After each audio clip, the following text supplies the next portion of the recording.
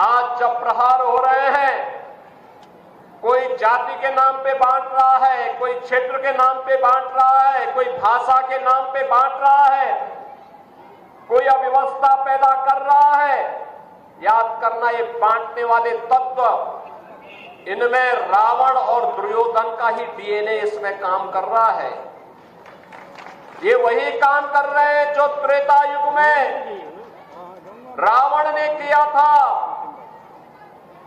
और याद करना, जब भी आप इन लोगों को, बांटने वाले तत्वों को धोखे से अगर मौका दे दिया, ये फिर वही काम करेंगे, गुंडागिर्दी का, अराजकता का, दंगा कराने का।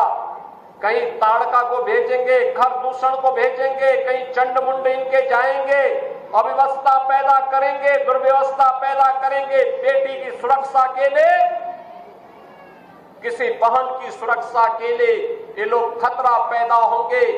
कहीं पर गरीबों की जमीनों पर कब्जा करेंगे, कहीं व्यापारी का अपहरण करेंगे, कहीं राह चलते हुए किसी राहगीर को गोली मारेंगे, कहीं दंगा भड़काएंगे, पर्व और त्योहार के पहले दंगा भड़काएंगे, उसमें खलल डालने का काम करेंगे। यही तो ये लोग करते थे 2017 के पहले।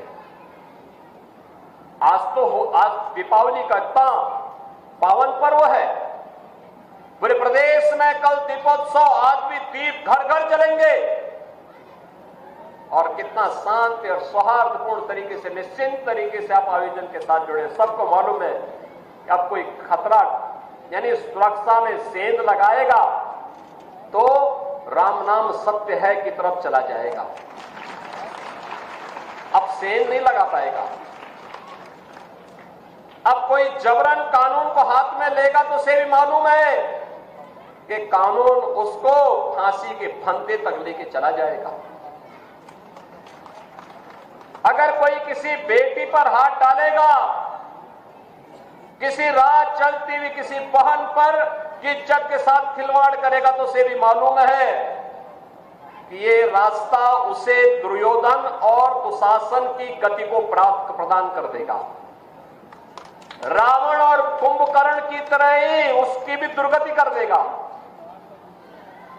अगर कोई दंगा करा करके पर्व और त्योहारों के पावन पर्व में खलल डालने का कार्य करेगा तो उसे भी मालूम है कि इसके बाद तो फिर उसका पुतला ही जलाया जाना बाकी रह जाएगा।